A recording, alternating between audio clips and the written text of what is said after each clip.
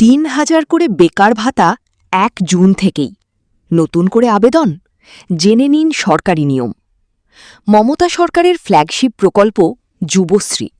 রাজ্যপাটে ক্ষমতার বদল হতেই যুবশ্রীকে সরাসরি চ্যালেঞ্জ ছুড়েছে গেরুয়া শিবির।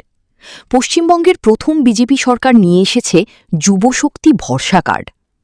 এই নতুন প্রকল্পের অধীনে বাংলার বেকার যুবক যুবতীদের জন্য প্রতি মাসে ৩,০০০ টাকা ভাতার সংকুলান করা হয়েছে।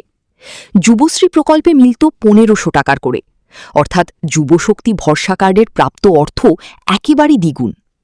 আগামী ১ জুন থেকেই এই বর্ধিত ভাতা দেওয়ার প্রক্রিয়া শুরু হয়ে যাবে। রাজ্য সরকারের স্পষ্ট বার্তা, যতদিন না চাকরিহারারা তাদের ন্যায্য কর্মসংস্থান পাচ্ছেন, ততদিন এই ৩,০০০ টাকার আর্থিক সাহায্য যুবকদের অ্যাকাউন্টে লাইফলাইন হিসেবে কাজ করবে। আবেদন কি নতুন করে করতে হবে? যাদের নাম ইতিমধ্যেই রাজ্য সরকারের যুবশ্রী প্রকল্পের তালিকায় নথিভুক্ত আছে, তাদের নতুন করে কোনো আবেদনপত্র জমা দিতে হবে না। যুবশ্রীর টাকা যে ব্যাঙ্ক অ্যাকাউন্টে ঢুকত, সেই পুরনো অ্যাকাউন্টের মাধ্যমেই সরাসরি ৩,০০০ টাকা পাঠাবে নতুন সরকার।